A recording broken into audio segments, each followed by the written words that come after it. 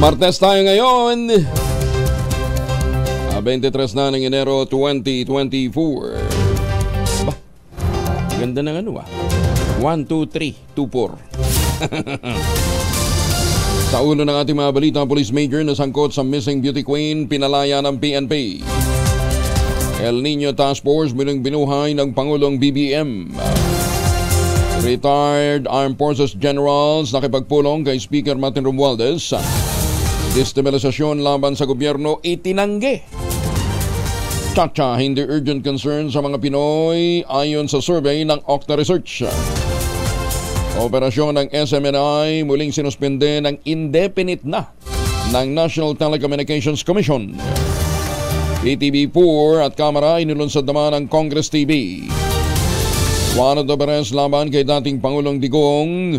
Malapit na daw ilabas ng ICC ay naman kay Senador Antonio Trillanes. Maganda umaga, Pilipinas! Kasama natin ang buong radyo natin FM Nationwide, ang ating action radio station sa Luzon, Visayas at Mindanao. 91.7 BNFM Radio sa Cebu at 94.3 FM sa Jensan. Sa detalye ng ating mga balita, nakalaya na mula sa kustodiya ng pulisya ang Police Major na pangunahing suspect sa pagkawala ng beauty queen na si Catherine Camilon. Ayon kay PNP Chief General Benjamin Acorda Jr., pinalaya nila si Police Major Alan De Castro dahil na-dismiss na siya sa serbisyo. Pero tiniyak naman ni General Acorda na patuloy pa rin nilang mamanmanan si De Castro upang mabilis itong madakip kapag lumabas na ang arrest warrant laban sa kanya. Sinibak sa serbisyo si Major Camilon dahil sa extramarital affairs nito kay Camilon. Ibinagutos naman ng Pangulong Bongbong Marcos ang pagbuo ng isang online platform na magbibigay impormasyon sa publiko kaugnay ng El Nino. Sa Executive Order No. 53 ng Pangulong Bongbong Marcos, pinabubuhay niya sa Task Force El Nino ang mga gawain para sa paghanda ng publiko. Inatasan din ang panel na gumawa ng El Nino online platform sa tulong ng Department of Information and Communication Technology. Lalamanin nito ang interactive maps at visualization, gayon din ang data-driven plan at mga programa ng gobyerno para maibsan ang epekto ng tagtuyot. Magsisilbing chair ng task force ang Department of National Defense habang co-chair naman ang Department of Science and Technology. Bumaba ng 25% ang rice inventory ng bansa noong Disyembre. Ayon sa Philippine Statistics Authority, 1.896 million metric tons ang nakaimbak na bigas sa Pilipinas hanggang 1 ng Disyembre. Mababa ito kumpara sa 2.53 million metric tons na naitala sa kaparehong buwan noong 2022 at 4.2% namang mas mababa sa 1.7 o 979 million metric tons noong Nobyembre.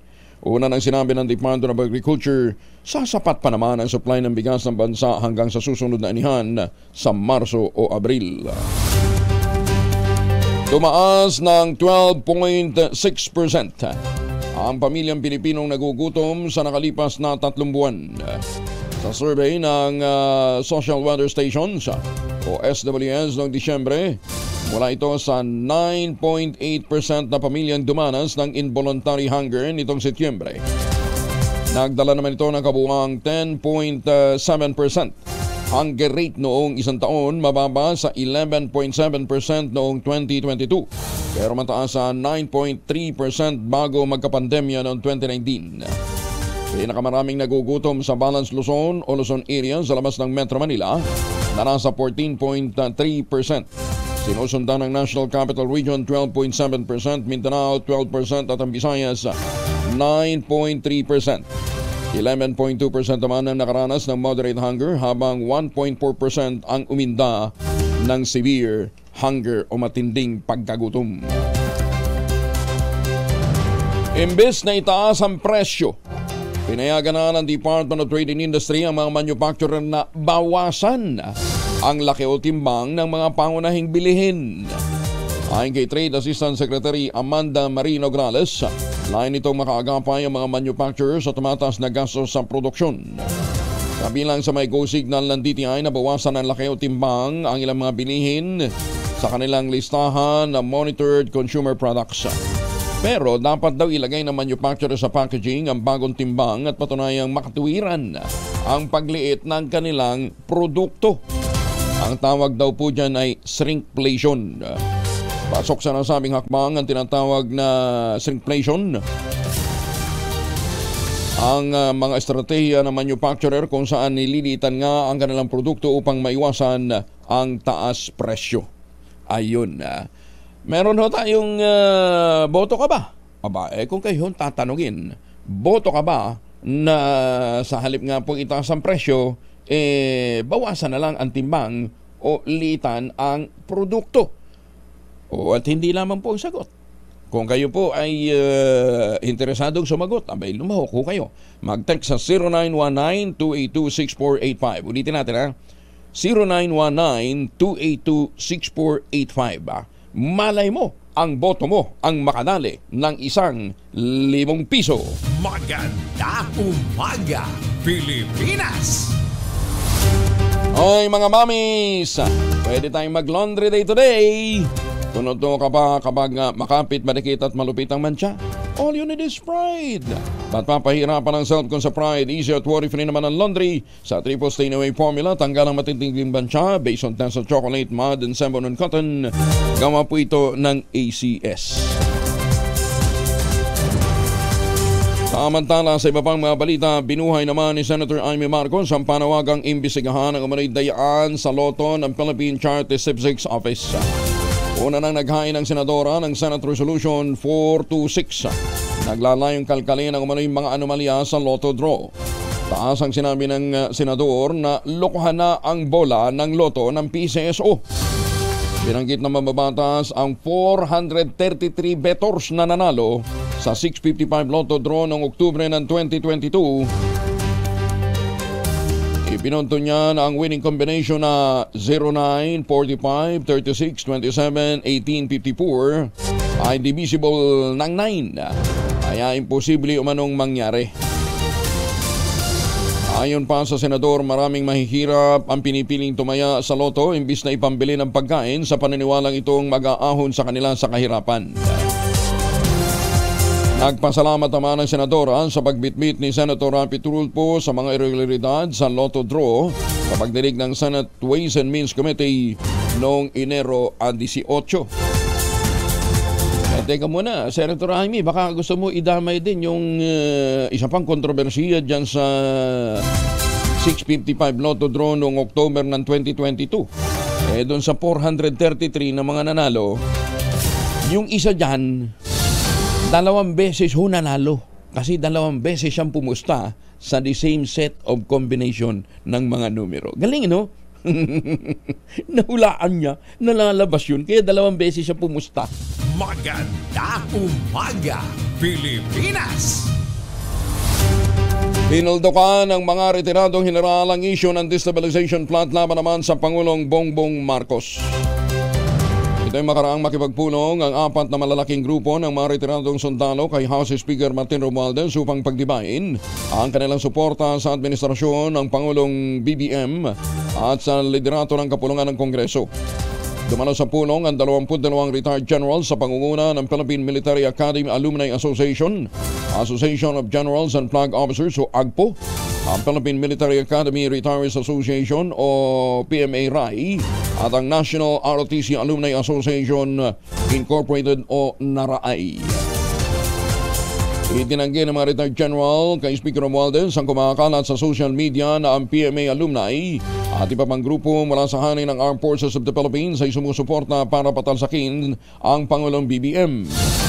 Ginit pa ng retired Major General Marlo Salazar, Vice President ng NARAI, hindi sila sa pabor sa namang pagtatangka ng destabilisasyon laban sa gobyerno dahil sa katatagan nito nakasalalay ang kapayapaan at kaunlaran ng bansa.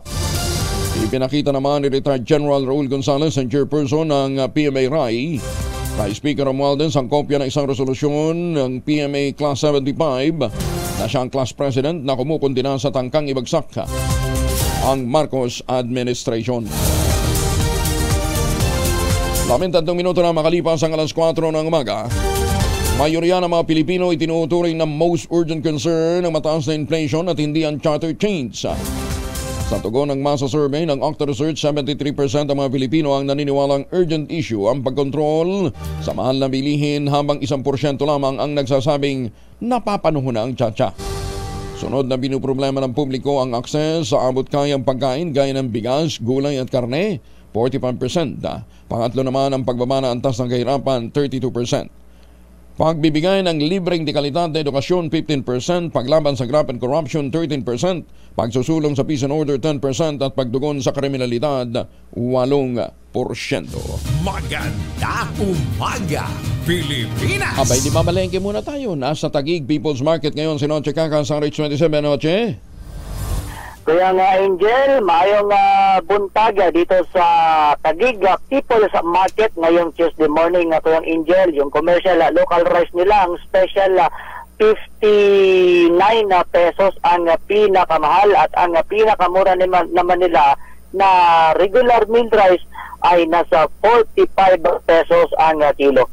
Ang bangos naman, Kaya Angel, 220 ang kilo, habang tilapia 150. Sama natin yung beef wrap, 420 ang kilo, beef brisket 400, pork kasim 300, ang pork liempo 330 ang kilo, habang ang whole chicken 170. At isama na rin natin yung itlog bawat isa, yung medium size 8 pesos. Ang ampalaya naman tumaas na sa 140 ang kilo, habang kalabasa 70, ang talong 140, kamatis 120, habang yung white corn 120 at ang yellow corn 100 ang kilo.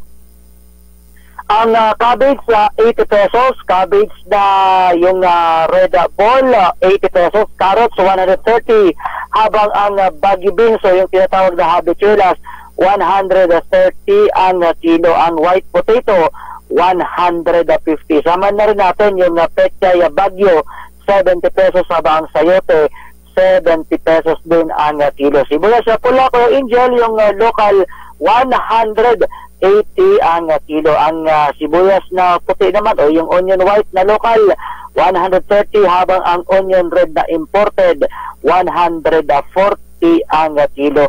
Ang onion white naman na imported pa rin 150, habang ang garlic na imported 160, pero yung garlic na native ay yung luya na local 120 ang kilo.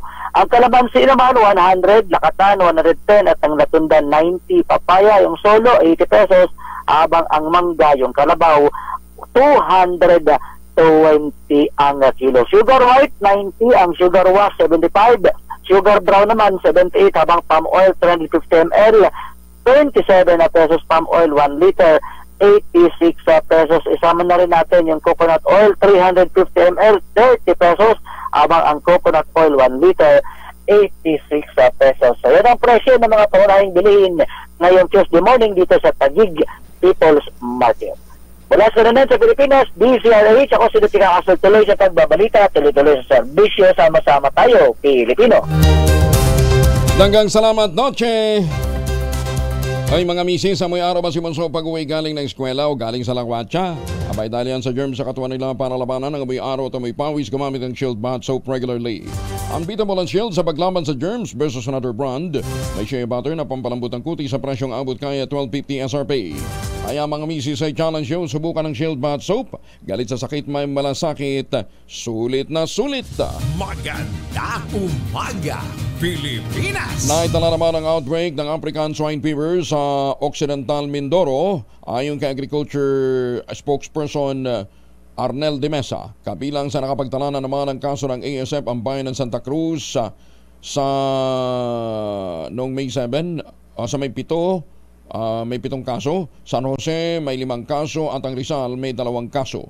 Iniimbestigahan na ng Bureau of Animal Industry ang sanhi ng panibagong outbreak at nagsagawa na rin ng depopulation at preventive culling sa mga apektadong baboy. Unang naitala ang ASF sa Mindoro Island sa mga bayan ng Nauhan at Calapan sa Oriental Mindoro noong 1 taon. Kawawang mga magbababoy. Maaaring magkaroon ng taas sahod ang mga minimum wage earners sa Davao Region.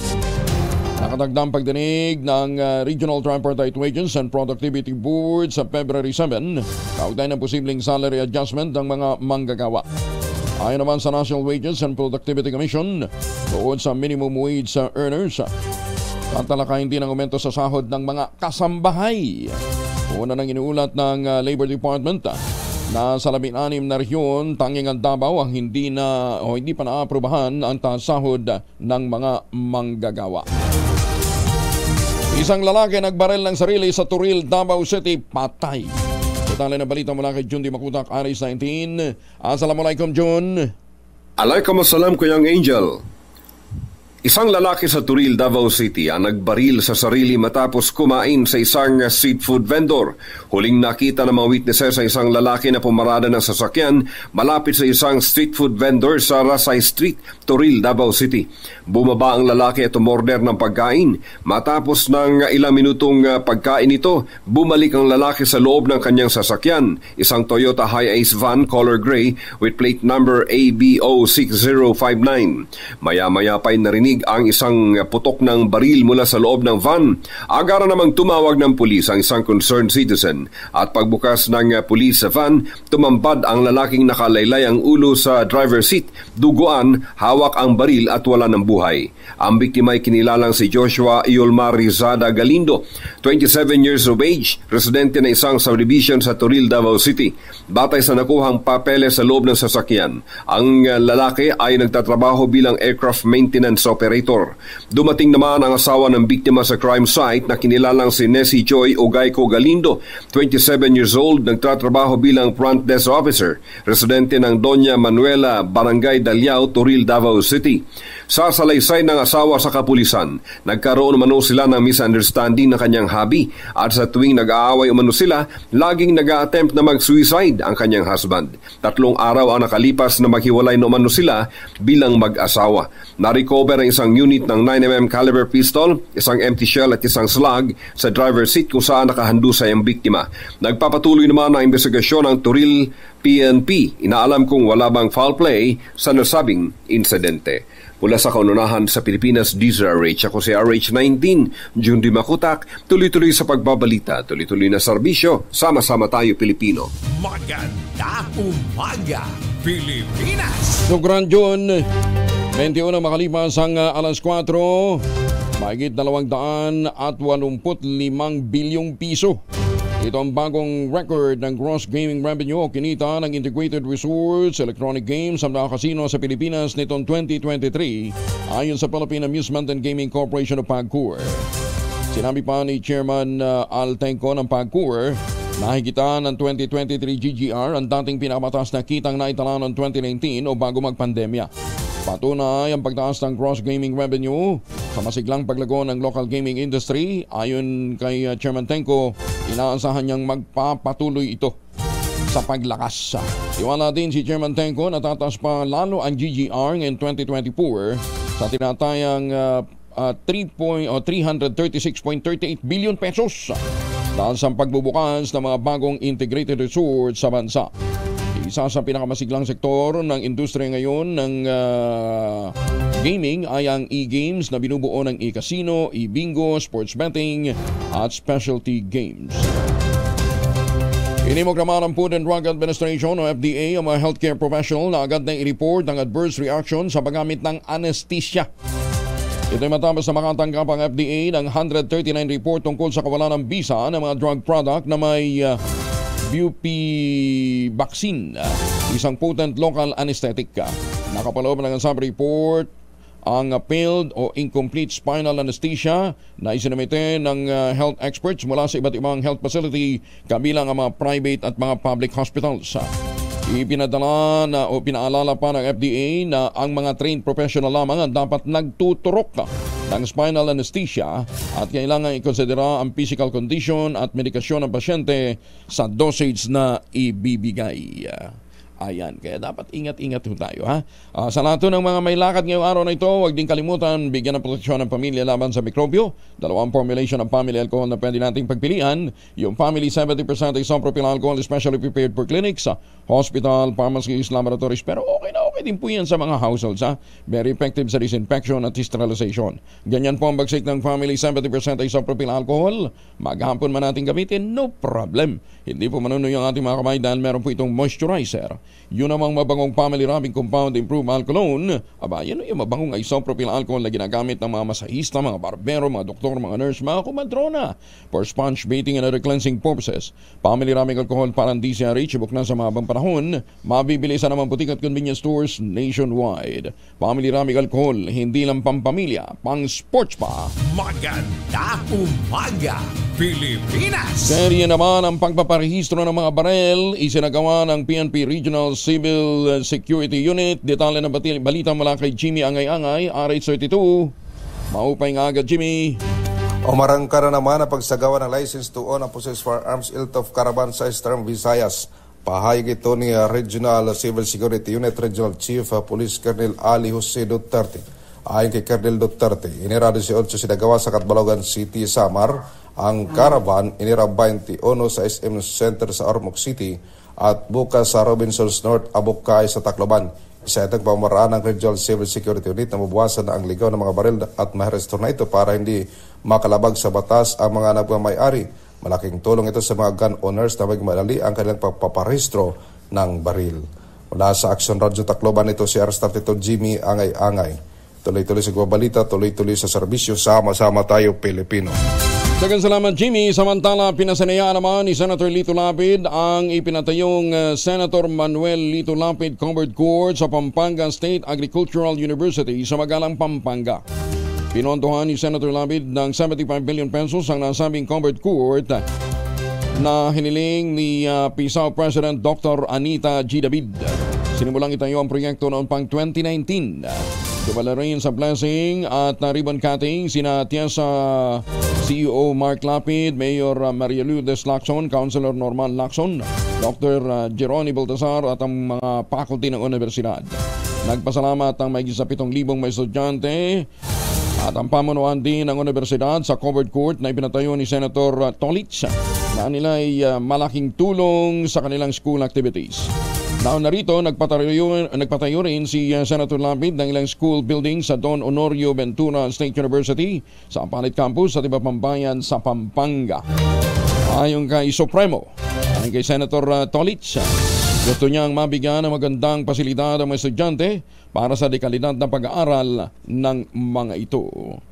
Isang miyembro naman ng NPA inaresto ng mga operatiba sa Kalinga. Detalye ng balita mula kay Romy Gonzalez sa RH41 na imbag na bigat kita kayo amin sa ating mga kababayan sa Norte. Romy?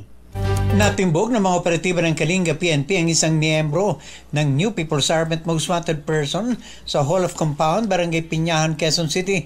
Kinilala ni Police Colonel Freddy Lasuna, Acting Provincial Director ng Kalinga Provincial Police Office, ang suspect na si alias Celio, 57 anyos, residente sa Quezon City at dating kaanib ng Communist Terrorist Group na nasa ilalim ng Regional Unit Guerrilla North Detached Command. Naaresto ito sa bisa ng warrant of arrest na ipinalabas ng hukuman sa kasong double murder na walang inirekomendang piyansa. May nakapatong itong pabuya sa ulo na 50,000 piso para sa kanyang pagkakadakip. Ang operasyon ay matagumpay na isinakatuparan ng pinagsanib na pwersa ng Tabuk City Police Station at iba pang police units sa National Capital Region. Ang suspect ay kasalukuyan nasa custody ng Quezon City Police District bago dalhin sa Provincial Intelligence Unit ng Kalinga PNP para sa kaukulang dokumentasyon. Para sa kauna-unan sa Pilipinas DZRH, ito si Romy Gonzalez, tuloy-tuloy sa pagbabalita, tuloy-tuloy sa serbisyo, sama-sama tayo Pilipino. Maraming salamat, Romy. Diyos na Gina. Samantala sa iba pang mga balita, street-level drug personality naman sa Dagupan City nahuli sa drug bypass operation. Meron pang mahigit sa 200,000 pisong halaga ng shabu ang nakumpiska. Detalye na balita mula kay Freddy Pajardo, RH38. Masantos siya kabasan at sa kayamin sa ating mga kababayan dyan po sa Pangasinan. Freddy. Nasa custodial facility ng Dagupan City Police ang suspect na street level individual matapos itong mahuli sa buy-bust operation ng PNP. Sa ulat ni Dagupan City Chief of Police Lieutenant Colonel Brendon Palisok, nagsagawa ng anti-drug buy-bust operation ng kanyang mga tauhan sa Drug Enforcement Unit sa Barangay Bacayao Sur alas 6:45 ng gabi, kung saan isa sa mga pulis ang nagkunyaring buyer at binentahan ng isang plastic sachet ng Cebu ng suspect na kinilalang si Camar Limgas de Rampaton alias Camar, 40 anyos, listed as street level individual at residente ng Barangay Lasip, Calasiao. Kapalit ng mark money at nang magkaabutan na ng pera at droga, agad itong inaresto at ng i-body search. Nasamsam pa rito ang 5 plastic sachet ng shabu na may kabuang timbang na 30 gramo at may street drug price na 204,000 pesos. Kasong paglabag sa Section 5 under Article 2 ng Republic Act 9165 o Comprehensive Dangerous Drug Act of 2002 ang kinakaharap na kaso ngayon ng suspect. Mula sa Aksyon Radyo Pangasinan, ito si Freddy Pajardo, RS38, tuloy-tuloy sa pagbabalita, tuloy-tuloy sa serbisyo. Sama-sama tayo, Pilipinas. Maraming salamat, Freddy. Samantala, DTI Zambales nagsagawa ng inspeksyon sa mga public market, sa mga para matunton yung mga madadayang timbangan. Detalye na balita mula kay Danny Kumilang, RS37. Danny, good morning. Naglibot ang DTI Zambales kasama ang miyembro ng Local Price Coordinating Council, LPCC, sa San Marcelino Public Market at sa Kabanggan Public Market bilang parte ng kanilang ikot palengke program.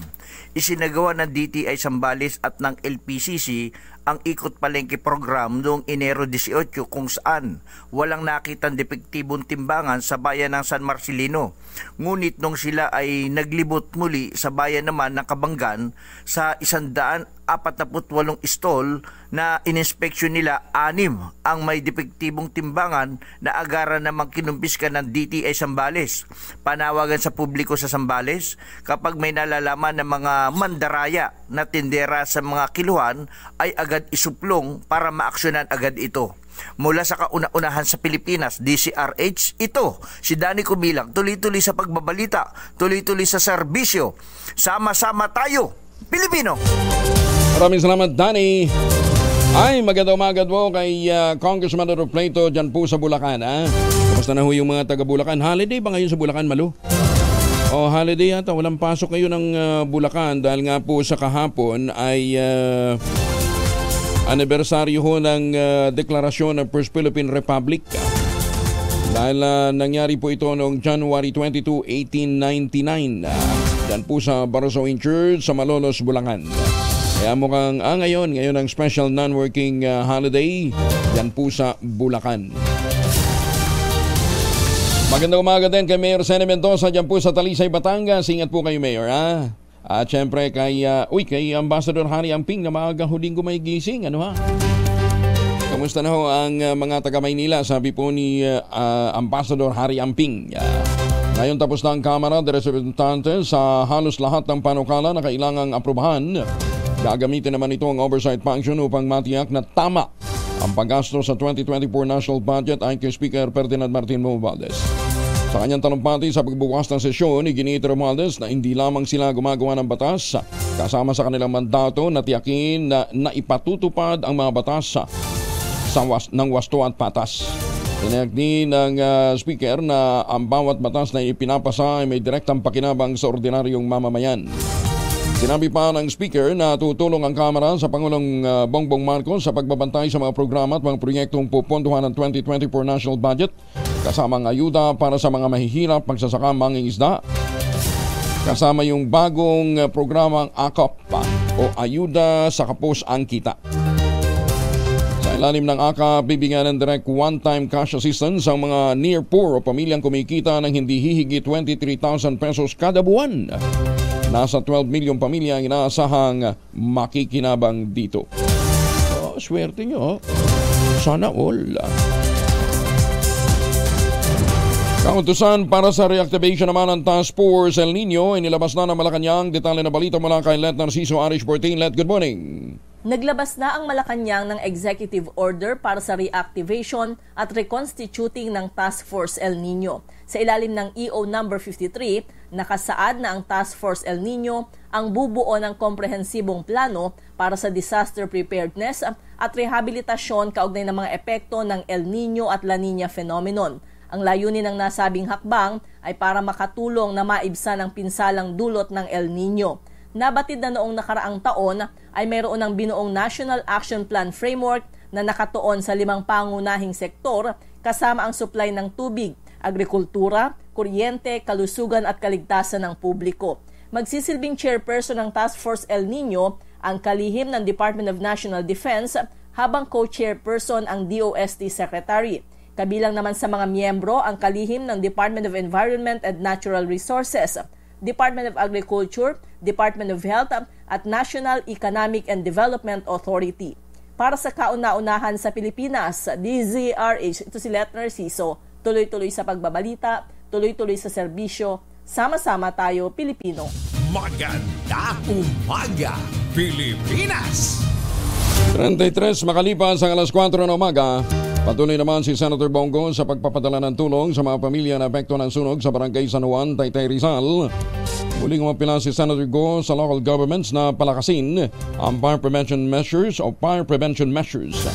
ng mga komunidad na naglalayong maiwasan hindi na maulit pa ang naturang trahedya. Nakipag-ugnayan ng malasakit team ni Senator Bongo kay Vice Mayor Pia Cabral para magbigay ng assistance sa may 43 biktima ng sunog sa sitio Batasin na nasa covered court ng Barangay San Juan. Kabilang sa pinagkaloob na tulong ng senador sa mga nasunugan ay financial assistance, mga grocery packs. Meron pang nabigyan ng mobile phone, yung piling recipients. Suportado rin ni Senator Go ang konstruksyon ng Super Health Center sa lalawigan ng Rizal na nag-aalok ng basic health services para sa mga nangangailangan ng agarang tulong. 34 makalipas ang alas 4 ng umaga. Ay magandang umaga sa mga suki natin dyan sa Estados Unidos. Alam ba ninyo, libo-libong airplane passengers sa Europa ang nagising sa maling destinasyon. Ang iba, nagulat pa dahil nasa ibang bansa pala sila. Ito matapos na rumagasa ang bagyong Isha sa Europa na nakaapekto sa mga flight. Marami sa mga ito ay nakansila, na-divert at nag-go around sa Western Europe. Pinaka na perwisyo ang mga flight mula at papuntang Ireland at United Kingdom gaya ng Ryanair flight FR633 na kinailangang lumipad ng 10 oras patungo sa ibang destinasyon. 36 na flights naman sa Dublin Airport ang na-divert habang 34 ang nag-go around kung saan iniwasan ng aeroplano ang mid-process landing. Pinaapektado ng bagyo ang mga paliparan ng Ireland at UK kung saan taglay nito ang pagbugso ng hangin na umabot ng 90 miles per hour. Lupit ha? Kaya kinakailangan na pagka bibiyahe ho kayo ng malayuan, halimbawa kayo ho may biyahe patungong Europa, dagdagan ho ninyo yung inyong baong damit. Saka dagdagan ho ninyo ang inyong baong pera. Mahirap na. Pero kayo dyan ho sa Europa, doon sa mga Pilipino, huwag na ho kayong masyadong mga problema sa ipapadala ho ninyong tsokolate sa Pilipinas. Meron na hong na-develop na tsokolate ang mga magniniyog dyan po sa lalawigan ng Quezon. Sa tulong po ni Dr. Helen Tan, itong mga magniniyog na dating umaasa sa Kopra, ngayon po mga MSMEs na. Hinakot po ni Dr. Helen Tan yung mga magagandang planting material na kakao galing Davao, itinanim sa ilalim po ng mga nyugan. Kaya ngayon nagpuproduce ho sila ng dekalidad na tangerine chocolate. Available sa 0919-095-5935. Ang tangerine chocolate po ay may mahigit 10 variants. At ang mga ginamit na raw materials yan, galing din po sa ani ng mga magsasaka. I-check po ninyo sa tangerinechocolate.ph. Ayan, tangkilikin po natin ang gawang atin. Sabi nga po ni Dr. Helen Tan, sino bang magmamalasakit sa Pilipino kundi ang kapwa Pilipino? Kaya ayan, ang tangerine chocolate ay produkto ng mga magniniyog ng mga magsasaka dyan po sa lalawigan ng Quezon na ngayon ay mga MSMEs na. Ayan, sabi po ni Dr. Helen Tan, tangkilikin ang gawang atin. Maganda umaga, Pilipinas! Alam ba ninyong misis pala ni Tirso Cruz na si Lynn, hindi alam na artista yun nanliligaw sa kanya? Oh, talaga? Hindi ba naman usang social media noon eh. I-chika mo nga yan, Morley Alinio. Morley? Rampa na Pilipinas. Nagkaroon ako ng chance na makausap si Lynn Cruz na asawa ni Tirso Cruz III. At ayon sa naturang aktres, noong unang nililigawan daw siya ni Tirso ay hindi niya alam na ito ay isang artista dahil una tigit sa lahat ay hindi siya lumalabas ng bahay, hindi nanonood ng sine o nakikinig ng radyo. Dahil itong si Lynn ay laki mula sa isang pamilya na matatawag nating may kaya.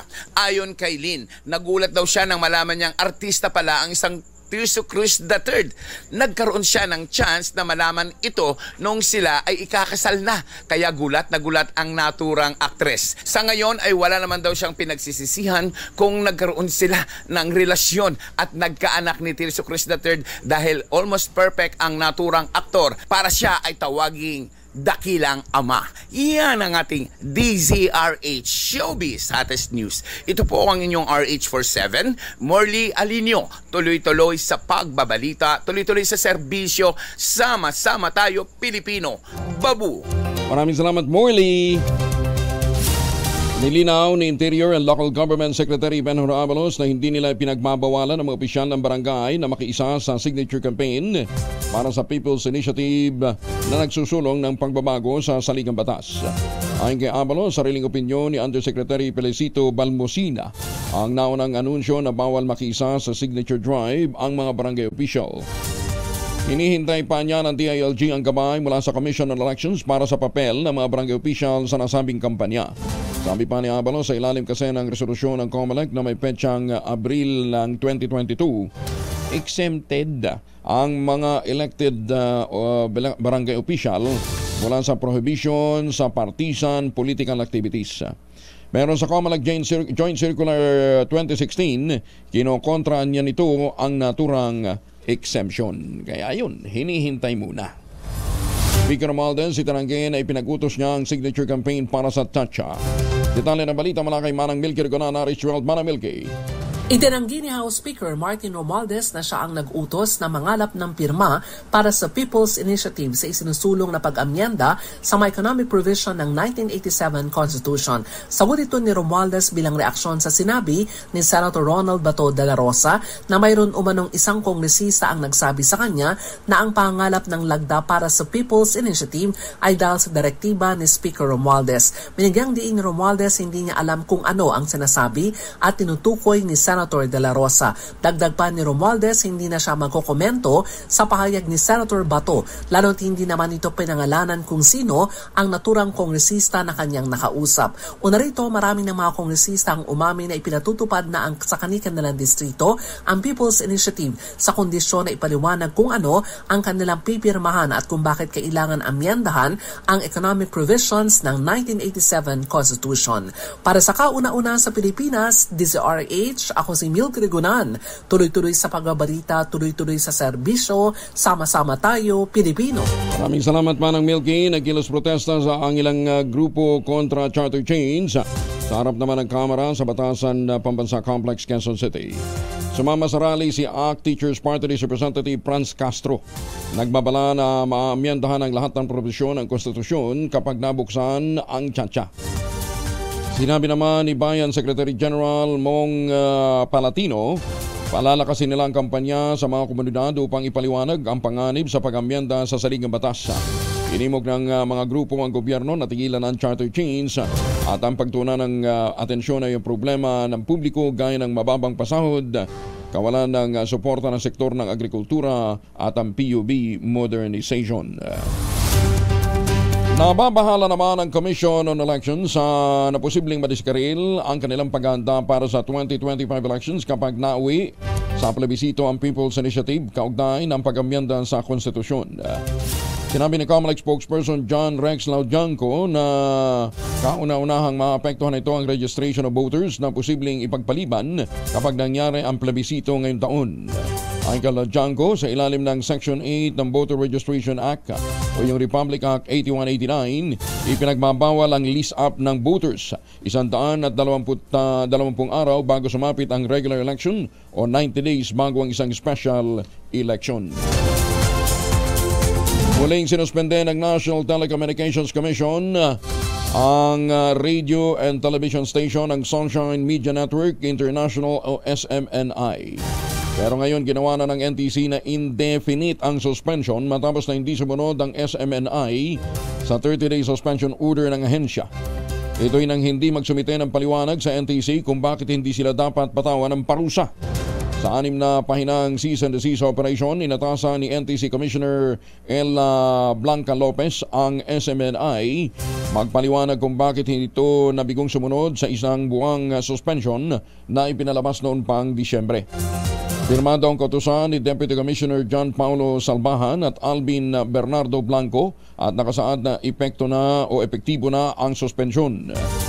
Kinumpirma naman ni na Attorney Rolex Suplico at Attorney Mark Tolentino, Legal Counsel ng SMNI, natanggap na nilang kopya ng kautusan at handa silang sumunod sa naturang direktiba. Gayon mag-aay na niya sila ng motion for reconsideration laban sa indefinite suspension. Samantala, nasa balag ng alanganin ang kapalaran ng televangelist na si Apollo Cobiloy dahil sa isasagawang investigasyon ng Senado kaugnay ng alegasyon ng human trafficking, rape at sexual at physical abuse laban sa pinamumunuan nitong Kingdom of Jesus Christ. Magsasagawa ng investigasyon ng Senate Committee on Women, Children, Family Relations and Gender Equality na pinamumunuan ni Senator Rizzo Ontiveros sa Enero 23. Ang investigasyon ay nagugat sa resolusyon na inihain ni Ontiveros bunsod ng kasong kinakaharap ni Cobiloy at iba pang miyembro ng kanyang grupo sa Estados Unidos. Iimbitahan ng komite si Cobiloy upang magbigay paliwanag. Inaasahan naman ang pagdalo ng dating mga miyembro ng Kingdom of Jesus Christ na nagpahayag ng kahandang isasawalat ang mga maling ginawa ng religious sect. Tinututulan ng kampo ni Cobiloy ang isasagawang investigasyon ng Senado dahil ito'y politically motivated. Senator Ronald Bato de la Rosa hindi magtatago sa kaso nito sa ICC. Detalye ng balita mula kay Raymond Advance, RH28. Raymond. Paninindigan ni Senador Ronald Bato de la Rosa ang kanyang naunang pahayag na hindi ito magtatago sa kasong kanilang kinakarap sa International Criminal Court o ICC. Ito ay sa kabila ng impormasyon na tapos na ang investigasyon ng ICC noong pang buwan ng Disyembre sa madugong war on drugs ng Duterte administration. Ayon kay De La Rosa, hindi ito magtatangkang magtago dahil sa ulo pa lang niya itiyak nang siya ay makikilala. Binigyang din ng senador na nakadepende sila ni dating Pangulong Rodrigo Duterte sa desisyon ng Malacanang kung papayagan o pinayagan na ang ICC na mag-imbestiga sa Pilipinas. Taliwas ito sa pangako ni Pangulong Bongbong Marcos sa kanya na nag-dinner sila sa Malacanang na hindi niya papapasukin at hindi papayagan ng ICC na mag-imbestiga sa Pilipinas. Narito si Senador Bato de la Rosa. Ay, bakit ako magtatago? Kahit saan akong sulok ng mundo, puta, itong ulo ko na ito, makatago ako nito. Ay, mahuhulit tayo dyan. Hindi ako magtatago, bakit ako magtatago? Bisitahin na lang niya ako doon sa dahig kung may pamasahin niyo. Para sa kauna-unahan sa Pilipinas, DZRH, ito si Raymond Advance, tuloy-tuloy sa pagbabalita, tuloy-tuloy sa serbisyo, sama-sama tayo, Pilipino. Maraming salamat Raymond. Samantala, pure chismis at peking balita. Ito ang naging reaksyon ni dating Chief Presidential Legal Counsel at ng dating Pangulong Rodrigo Duterte sa ibinunyag ni dating Senador Sandy Trillanes na nakakuha na ng sapat na ebidensya ang mga investigador ng International Criminal Court na bumisita sa bansa noong Disyembre. Ipinahiwatig din ni Trillanes na baka magpalabas na ng warrant of arrest very soon ng ICC laban kay Mayor Digong at sa mga kasabwat nito. Pero ginit ni Attorney Sal Panelo, walang validation mula sa gobyerno ang mga ICC investigator na nagsasabing nakapasok na ng Pilipinas at sakaling naririto ay wala naman itong jurisdiksyon sa ating bansa. Si Professor Art Salazar mula po sa Institute of Plant Breeding ng UP Los Baños at nangunguna po dito sa pagsusulong po ng acceptance po ng corn grits kasama na natin. Prof, magandang umaga po sa inyo. Kumusta na ho kayo? Okay naman po. Ayan, oo.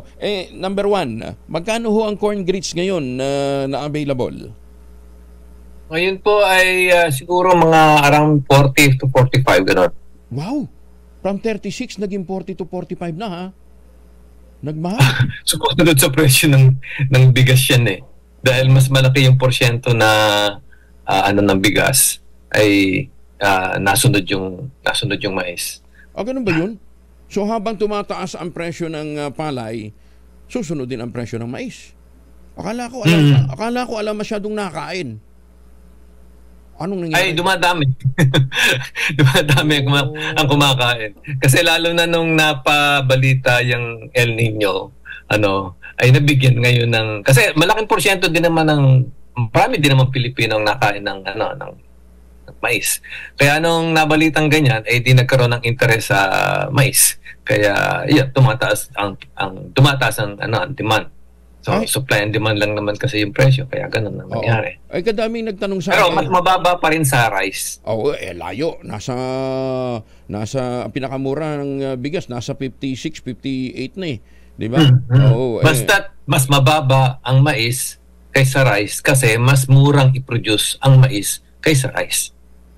Nadagdagan bang hectareage ng tinataniman ng mais?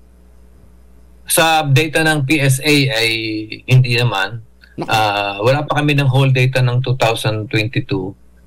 Pero yung hanggang sa November, hindi naman masyadong nataas. So, siguro magre-reflect yan itong first quarter ng 2024. Kasi yung harvest kasi ang major harvest kasi ng corn whether white or yellow ay mga first quarter ng 2024. So doon mare-reflect yan. So sa ngayon nasaan, kasi nagsusurvey kami sa mga palengke, ala pang available na corn grits eh. Wala pa kasi Angelo, kasi ang issue diyan sa corn grits ay yung acceptance ng tao. Parang yan eh, tinatawag alin ba ang unahin, yung demand o yung supply. Kasi yun namang mga farmers, yung mga millers, hindi naman yung mag-i-invest doon sa corn production kung walang siguradong bibili. Ito namang mga taga Luzon, nandito kasi ang bulk ng population natin at saka nandito ang Mijen. Ay di maghahanap ngayon niya, nasaan na yung mais. Kaya ang aming pinag-iiging ngayon dito sa special order ng ating current secretary, yung supply. Kasi definitely may increasing call for corn grits eh. Unfortunately, ngayong 2024, yung budget ng DA ay tapos na, Kaya makakakilos lang kami talaga ng gusto doon sa 2025 na pag-uusapan pa ngayong Pebrero. So, kung ano man yung budget ngayong 2024, yun lang yung aming parang nilalaro. So, ano bang pwede natin gawin dito? So, siguro yung tungkol sa promotion at saka yung kung ano man yung present area devoted sa white corn, baka pwedeng mabigyan ng dagdag na ayuda yung mga farmers doon para mas madami-dami yung ating ipoproduce na mais. So, taken together, generally, makikita namin na dahil sa support nga ng gobyerno at saka yung demand ng tao, ay malamang na umangat-angat yung ating production ngayong 2024 sa white corn. Dapat lang talaga umangat. Food security yung pinag-uusapan natin for sure, yung ibang mga karatig bansa natin, eventually hindi na basta-basta magbebenta ng bigas. Sabihin nun ninyo. Yun ang nakakatakot. Yun ang nakakatakot. Pag yung ating inaasahang magbibigay sa atin ng pagkain ay biglang sinabing, hindi na pwede kasi kinakailangan namin. Ano ba yun? India. Pinakamalaking sila natang pinakamaraming tao sa buong mundo. Pagkatapos doon ko pa kukuha ng pagkain mo, paano na tayo? Ay tayo maliit kumpara sa kanila. Mahigit silang 1 billion, tayo 100 million lang. So 10% lang. So biglang sabihin nila, kulang, patay ka na.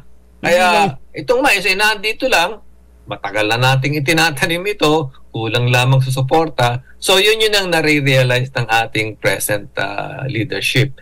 So kasama yan sa strategy. Kaya lamang dahil sa medyo na huli-huli nga itong special order nito, ay titingnan natin kung anong pwedeng gawin. Basta't yung kumbaga yung buwelo, yung interest, naandyan na. So pag hindi natin to ginawa, talagang talagang malaking problema ang ating hinaharap. Pero may pag-asa. Kasama ba Professor Art doon sa isinusulong o doon sa mga pinag-aaralan ninyo o ikinukonsider ninyo yung pagdadagdag ng kiskisan? Kasi ang problema natin, milling station din Kahit pa sabihin mong dumami yung mga namimili, kung yung naggigiling naman, kasi ibang, di ba, ibang panggiling ho nito, hindi naman kamukha nung sa palay O pareho lang? Iba. O iba Iba ang panggiling. Magdadagdag tama ba? ka. Kasi yung gusto tinatawag na value chain, from planting hanggang sa consumption, ang critical talaga yung milling. Kasi hindi basta ito ginigiling, kinakailangan may quality talaga. Dito pumapasok ngayon yung ating Bureau of Agricultural Food Standards, yung BOPS.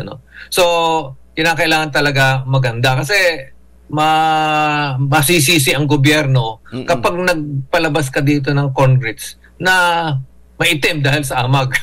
Ayaw nating mangyari yun. Kaya dapat talaga quality titingnan. At ang ating kasamahan sa DA ay dyan ngayon ang atensyon na dapat talaga tumaas o dumami ang nagmimil ng tama, hindi yung basta na lamang nadurog. Hindi lang yun. Masakit yung nangyari nung minsan na nagkaroon ng demonstration na kinuhay galing sa tindahan ng feeds. Ay, talagang napaka-negative. Oo. Hindi, ang kailangan natin ngayon Prop Art, kasi marami namang magsasaka pagka nakita nilang talagang marami bumibili, magtatanim yan.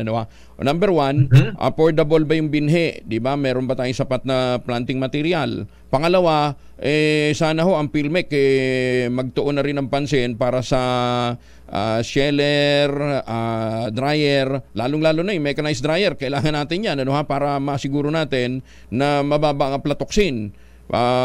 Pangatlo, yun nga, yung pang mill. So, gaano ba karami yung nakadeploy? Wala pa akong data tungkol sa exact number of corn mills, pero meron ng previous data ang DA tungkol diyan. Pero tama ka, yung talagang ang problema natin parang chess doon tayo sa end game Doon medyo nagka-problema, Pero in terms of area, marami tayong area na pwedeng tamnan in fact ngayon, yung sa data ng PSA consistently about 1 million hectares. Ang dami nun.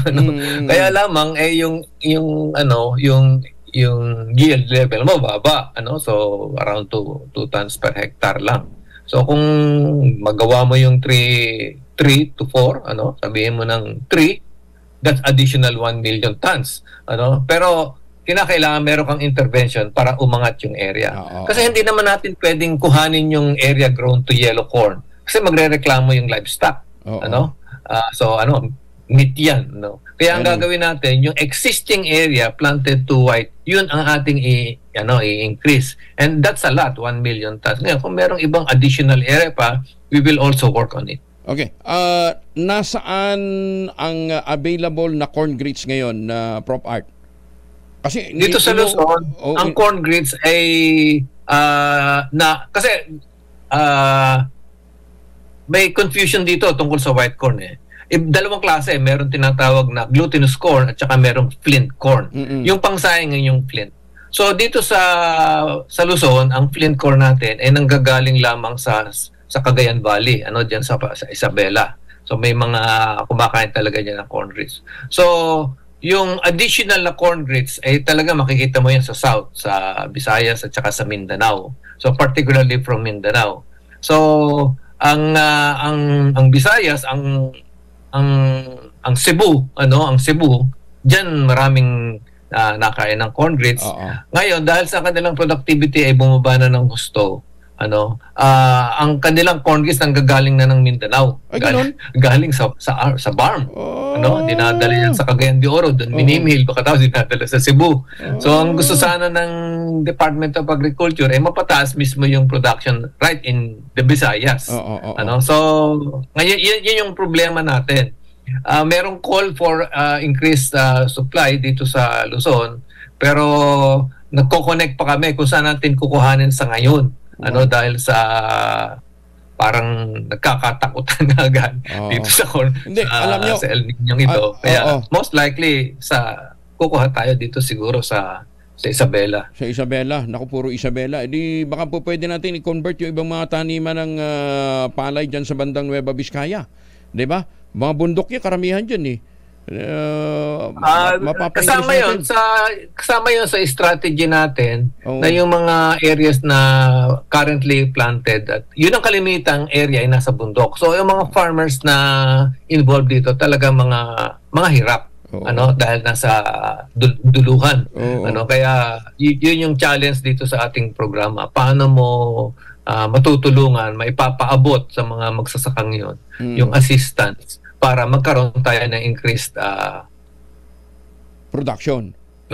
Concrete supply. So in the meantime pala, ala pa talaga sa Metro Manila. Production ang form yun eh. Ano po? Dito sa Metro Manila, Prof. Art, Metro Manila, ala talaga. Ala pa tayong aasahang supply dito? Wala pa ngayon, pero at least ang immediately tinitingnan namin kung paano makapagparating ng concrete dito sa Kadiwa. At least yun. Madali tayo. May control tayo doon dahil DA facility yan. No? Sige. Balitaan nyo kami. As soon as possible, makapagpadala dyan sa Kadiwa. Balitaan nyo kami, dahil hinahanap na ng mga consumer natin eh. Sabi nila eh. Di ba? Kaganda pala niya. Nagkakatakutan sa El Niño. Alam naman ng tao na ang mais mas matibay sa drought. Katulad ng pala, hindi mo kinakailangan irrigate yan eh. Printed talaga yan eh. Sige. Anyway, from time to time, mag-uusap po tayo, Prof. Art. Lalong-lalo na yung pagbibigay alam sa mga magsasaka saan ma-available yung mga planting materials. Thank you. Salamat po. Thank you po. Magandang umaga. Si Professor Art Salazar ng Institute of Plant Breeding ng UP Los Baños at nangunguna ho dito sa propagation ho ng corn, ang tawag nyo? Basta yung corn, ginagawang corn grits. Yun. Ang laki na ho ng demand. Ang problema, alahong mabili. Si Brian Posadas lang inikot ang buong Los Baños, alahong nabili. Maganda umaga, Pilipinas! Kaya tuloy ngayon, si Brian, ang sabi niya, mabuti na lang, may ultabayo ako. Kung hindi, talong mamroblema ako doon sa mga problema ko sa isyong pangkalusugan. Anyway, ano nga bang ultabayo? Ang ultabayo po naman ay immune booster. At the same time, pinalalakas po ang pinapagandang inyong tulog. Kasi siyempre, pagka natulog ho tayo, lumalakas po ang ating immune system dahil pagka natutulog ho tayo, maabot tayo doon sa level 4 ho ng tulog, by itself, ang ating brain dinidetoxify ang sistema natin.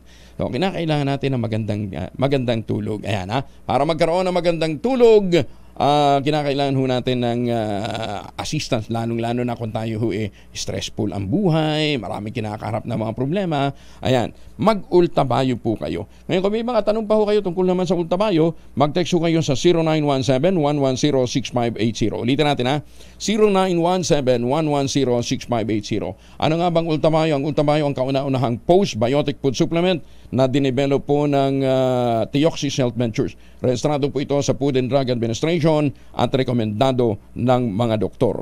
Sa panahon na nangangailangan tayo ng kaagapay sa stressful na buhay, nandyan po ang Ultabayo, available sa Mercury Drug Store, dyan po sa Amesco Drugs sa Davao at sa Cotabato. Saan pa ba? John's Pharmacy sa Zamboanga at Pasmed Pharmacy dyan po sa Laguna. Pero available na po yan sa Mercury at sa Lazada, again din sa Shopee. Kung may mga tanong pa ho kayo sa Ultabayo, ulitin natin 0917-110-6580. Mahiwagang tunog. Hindi ko pa pala na ibibigay 3,000 na ang premyong naghihintay sa Mahiwagang Tunog.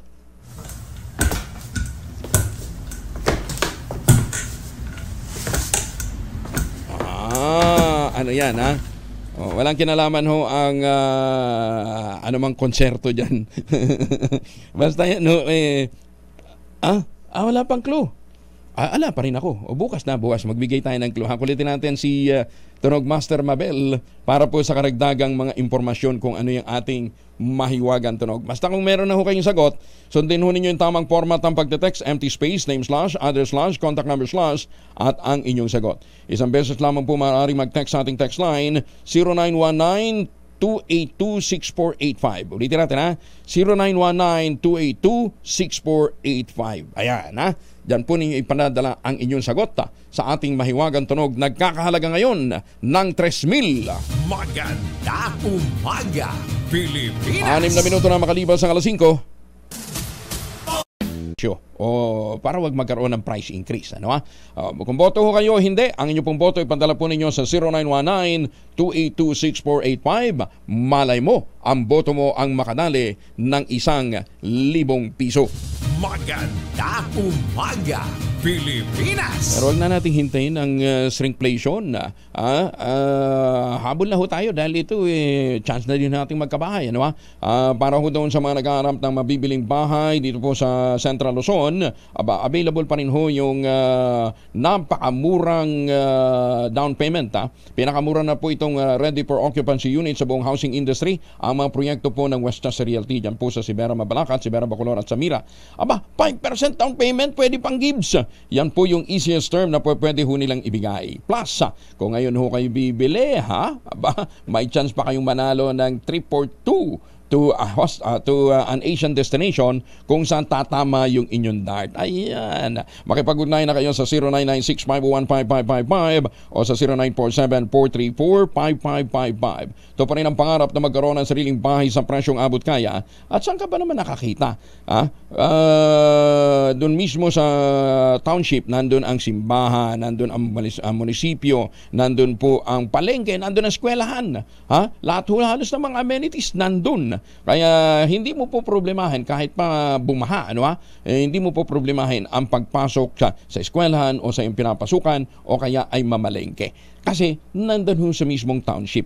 0996-501-5555 o sa 0947-434-5555. Ito pa rin ang pangarap na magkaroon ng sariling bahay sa presyong abot kaya plus a chance to win at 3 for 2 to an Asian destination. Maganda umaga, Pilipinas! Si Rhea Torres mula po sa Pag-asa kasama na natin sa magiging lagyan ng panahon. Ma'am Rhea, good morning.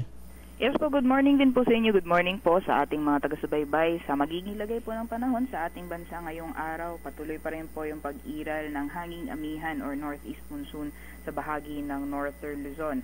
At itong hanging amihan po ay magdadala ng maulap na papurin na may kasamang mga pag-ulan sa malaking bahagi ng northern Luzon, particularly sa Cagayan Valley, Cordillera, pati na rin sa Aurora at Quezon. Samantalang sa nalalabing bahagi ng Luzon hanggang dyan po sa Calabarzon area, kasama po yung Metro Manila, Ilocos Region at Central Luzon, magiging maliwalas naman po yung panahon. Meron naman po mga tsansa na mga pulupulong may hinang mga pag-ulan o ito po yung panandaliang buhos ng may hinang pag-ulan o mga pag-ambon. Sa nalalabing bahagi naman po ng ating bansa, generally fair weather conditions din po tayo ngayong araw. May mga tsansa lamang ng mga pulupulong pagkidlat at pagkulog dulot ng mga localized thunderstorms, kadalasan po yan sa hapon o sa gabi. At sa mga susunod na araw po, sa ngayon po wala naman tayong binabantayan na low pressure area o bagyo sa loob at labas ng ating Philippine Area of Responsibility, and inaasahan nga po natin sa mga susunod na araw, medyo lalakas po yung epekto nitong hanging amihan. So possible po magiging malamig po yung mga madaling araw natin hanggang sa darating na Friday. Sa temperatura naman ngayong araw sa Metro Manila, maglalaro mula 23 to 31 degrees Celsius, 15 to 21 sa Baguio City at sa Tagaytay 21 to 28 degrees Celsius. Sa kalagayan naman po ng ating karagatan sa kasalukuyan ay may nakataas pa rin po tayong gale warning sa mga baybayin ng Northern Luzon, kaya delikado pa rin pong pumalaot, lalong-lalo na sa may mga maliit na sakyang pandagat. Yan po muna ang latest mula dito sa Pag-asa Weather Forecasting Center. Rhea Torres po, magandang umaga. Rhea, ang temperature ng Tagaytay, ilan? Yung sa Tagaytay po is nasa 21 to 28 degrees Celsius. Wow, so may malamig pa rin. po maging temperatura ngayong araw. Hanggang weekend to? Yes po, possible po. Ay, sarap. Davao? For Davao naman po, nasa 25 to 31 degrees Celsius. Yun din po yung range niya hanggang sa darating na Friday. Ang Iloilo daw dahil magdidinag yung festival doon. Yes po, may kalamigan din po sa Iloilo. For today po, nasa 25 to 30 degrees Celsius and yung maximum temperatures po hanggang sa mga susunod na araw, nasa 29 to 30 degrees Celsius. Uulan? Sa mga susunod na araw po, mostly sa Iloilo, hindi naman po mostly mga isolated lang din po yung mga isolated din. O kasi baka mamaya yung ikinulay nila sa kanilang katawan habang nagpe-perform baka biglang mga buray. Baka waterproof naman po. Waterproof. Baka imbis na halabira halabura. Sige, Ma'am Rhea, thank you. Mag-ingat po. Good morning. Thank you po. Good morning. Si Rhea Torres mula po sa Pag-asa. Magandang umaga, Pilipinas! At doon sa mga may lakad, huwag natin kalimutan, lalong-lalo na doon sa may mga posibilidad ng mga pagbaha, i-ready na ho natin ang ating mga emergency kit. Lagyan ho natin dyan ang family alcohol. Ipabaon din po ang family alcohol sa mga mahal natin sa buhay na may lakad ngayong araw nito. Dalawang formulation ng family alcohol na pwede nating pagpilian. Yung family 70% isopropyl alcohol specially prepared for clinics, hospital, pharmacies, laboratories, pero okay na okay din po yan sa mga households. Very effective sa disinfection at sterilization. Ganyan ang bagsik ng family 70% isopropyl alcohol, maghapon man natin gamitin, no problem. Hindi po manunuyong yung mga kamay dahil meron po itong moisturizer. Yun namang mabangong family rubbing compound improved alcoholone, ayun po yung mabangong isopropyl alcohol na ginagamit ang mga masahista, mga doktor, mga nurse, mga kumadrona, mga barbero. Ginagamit yan for sponge bathing and other cleansing purposes. Family rubbing alcohol parang DCRH, subok na sa mahabang panahon, mabibili sa namang butik at convenience stores nationwide. Family rubbing alcohol, hindi lang pampamilya, pang sports pa. Bagong balita, bagong impormasyon, kasama si Kuya Angelo Palmones. Magandang umaga, Pilipinas! Nabuhay muna tayo 514. Ayan, ang pinag-uusapan po natin ngayon sa ating boto ka ba ay pabor ba sila sa shrinkflation o hindi? Ayan, ipadala po ninyo yung mga sagot sa 0919-282-6485. Ang sabi po ng isang texter natin mula sa Butuan, oo, boto ako para hindi naman dagdag pasanin ang budget namin. Ang problema, babawasan ho yung timbang o dili kaya yung size. Ang Pangulo po ng Philippine Chamber of Agriculture and Food, si Ginoong Danilo Fausto, kasama na natin. Mr. President, good morning. Magandang umaga, Kong Angel, sa iyong mga taga-subaybay. Oo, ang agriculture sector hindi naman makikinabang dito sa shrinkflation dahil raw material yung inyo. Bawasan ba ng size o timbang? Makikinabang ba tayo? Hindi naman, kasi ang aming samahan from the producer up to the table, yung mga processor din kasama natin. Kasama nyo rin? Yung sinasabi mo na babawasan yung timbang, baka legally hindi possible dahil you have Truth in Labeling Act. Hindi mo pwedeng sabihin na kunyari 100 grams yung laman ay yung nasa package, tapos 85 o 60 grams lang yung laman, pandadaya na yon. Siguro ang suggestion dyan would be maglabas ka ng produkto na mas maliit, smaller sizes, pero you cannot avoid telling the truth kung ano yung laman nung nandito. Yun naman ang guidance ng DTI. Ang sinasabi ng DTI, po pwedeng magbawas tayo ng timbang o ng size basta i-declare. Para hindi na magtaas ng presyo. Kaya lang, di ba parang short change din natin yung ating mga kababayan doon. Hindi ka nga nagtaas ng presyo, nilitan mo naman yung size. Bibigyan mo lang ng choices yung mga consumer.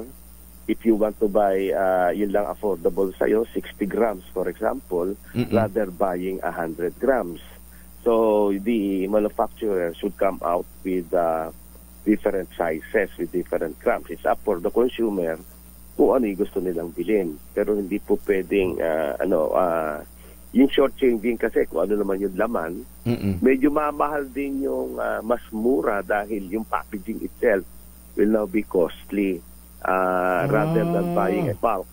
Mas mura yung bulk kasi yung packaging mo, kunyari 1 liter or 1 kilo will be different from 250 grams, kasi mas mahal yung packaging.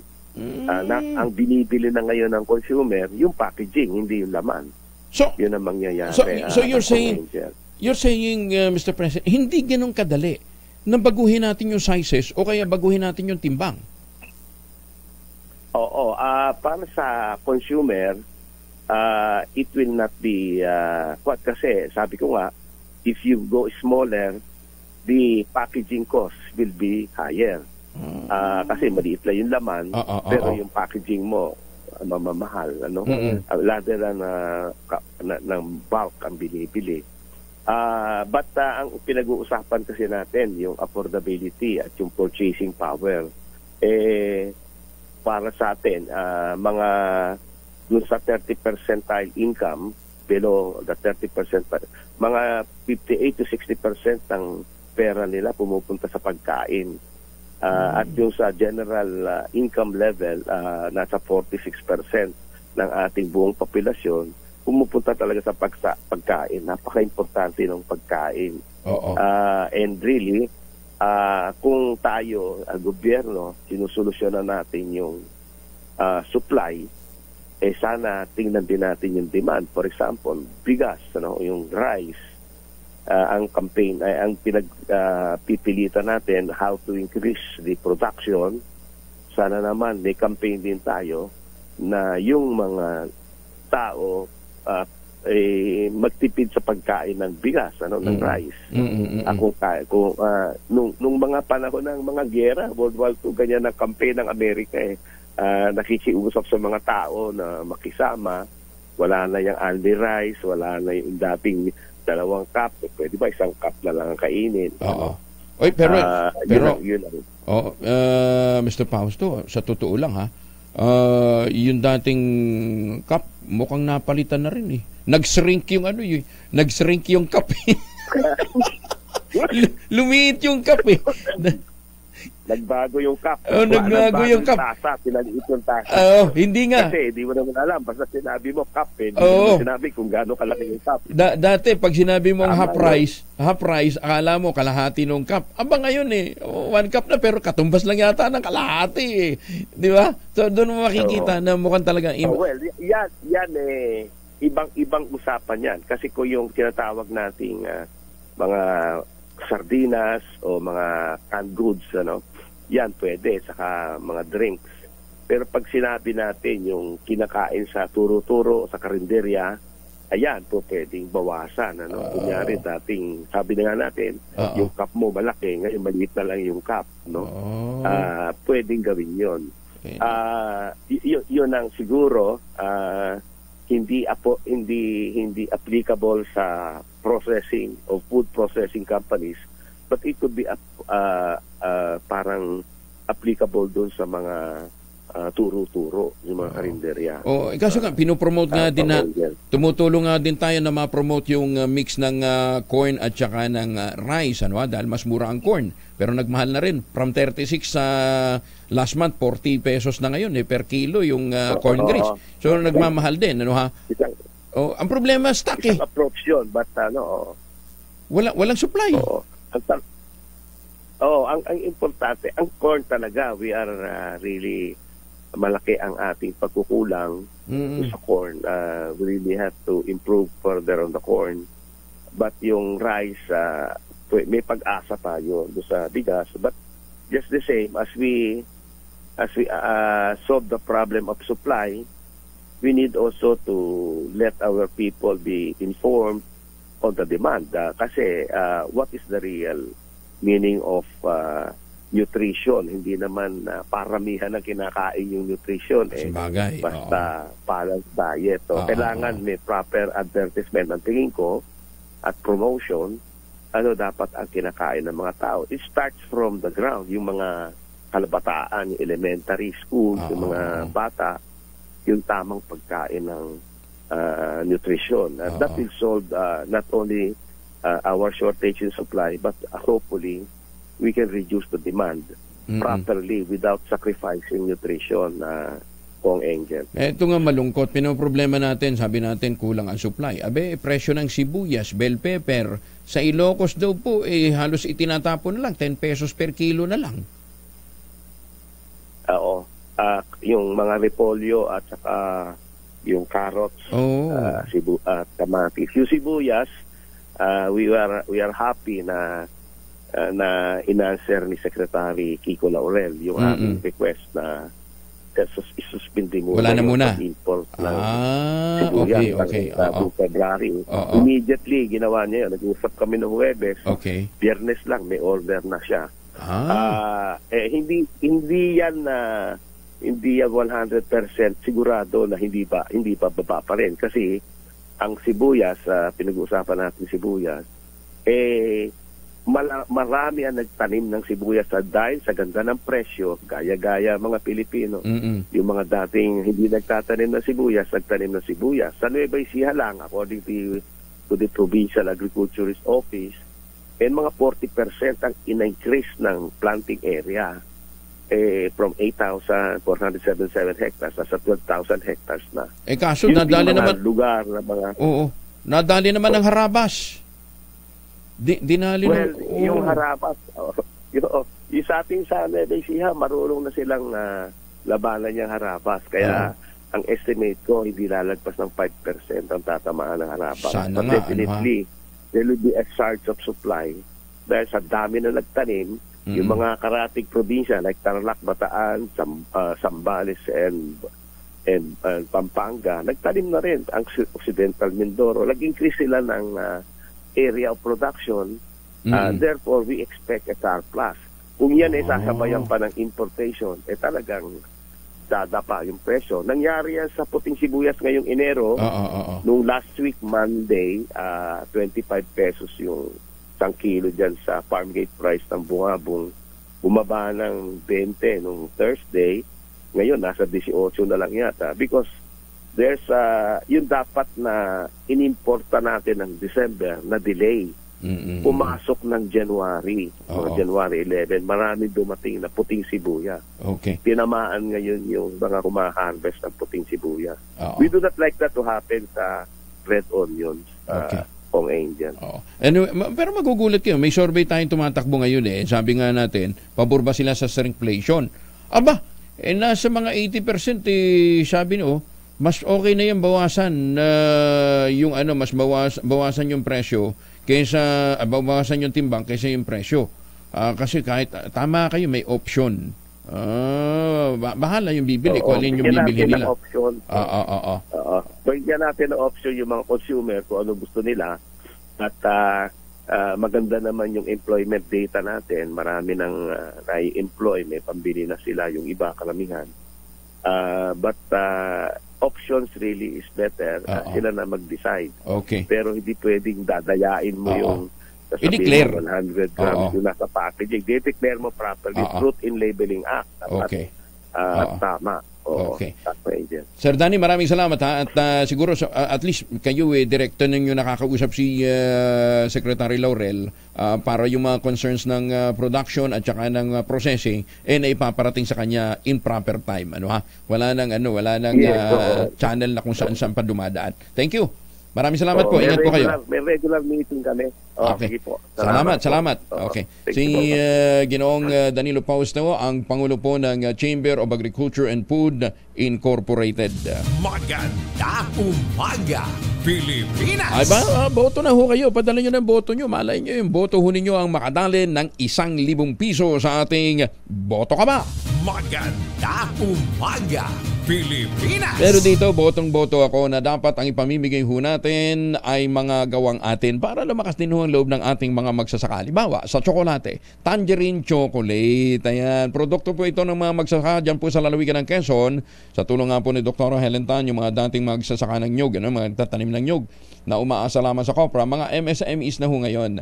Kasi hinakot po ni Dr. Helen Tan yung mga planting material ng kakao galing Davao, itinanim sa ilalim po ng mga nyugan. Kaya ngayon nagpo-produce sila ng dekalidad na cacao beans para i-process upang maging Tangerine Chocolate. Available sa 0919-095-5935 o dili kaya sa tangerinechocolate.ph. Ayan. Ang sabi nga po ni Dr. Helen Tan, sino bang magmamalasakit sa Pilipino kundi kapwa Pilipino? Ayan, Kaya pakiusap niya sa mga kababayan natin dyan sa abroad, I-check nyo na po yung available variants na sa tangerinechocolate.ph. May higit 10 variants po yung available. Ha? At ang mga ginamit na material ay galing din po sa ani ng ating mga magsasaka. Locally, pwede ho kayong mag-text sa 0919-095-5935 para po sa inyong mga order. Maganda umaga, Pilipinas! Oras mo na sa buong kapuluan. Anong oras na ba? 29, makalipas ang alas 5 ng umaga. 282-6485. Kinakailangan sundin ang tamang format ng pagte-text, empty space, name slash, address slash, contact number slash, at ang inyong sagot. Isang beses lamang po maaaring mag-text sa ating text line gamit ang inyong mobile number. Ulitin natin ha, 3,000 ang naghihintay na premyo sa ating mahiwagang tunog. Tama-tama yan, pang birthday celebration ni Attorney Melvin Kalimag.